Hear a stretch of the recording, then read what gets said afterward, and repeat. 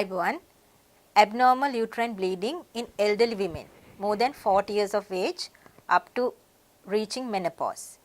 If these at this age group, if they are having some abnormality, any abnormality in their bleeding pattern of the menstruation, especially if there is heavy menstrual bleeding or pains, it has to be investigated.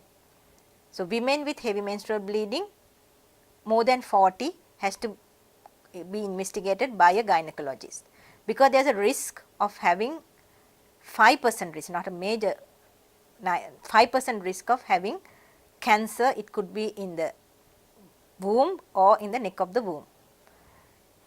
The other abnormal pattern is intermenstrual bleeding, that is they can have their normal menstruation once a month, but in between they can bleed.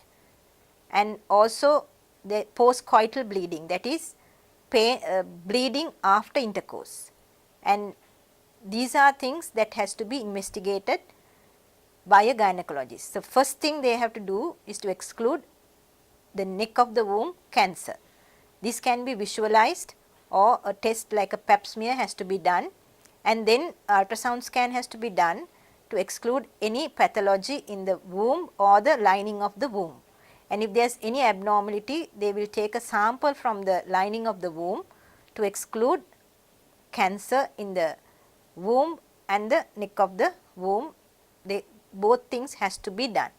If these two tests are normal, they have to be investigated by blood test to exclude any clotting abnormality, any hormonal abnormality, and maybe they are on any drugs if they are taking, that also can cause abnormal bleeding. And the other elderly population is the ones who have had menopause. After 1 year of stopping their menstruation, they should not have any bleeding or any discharge from the vagina. Women after menopause should be really dry.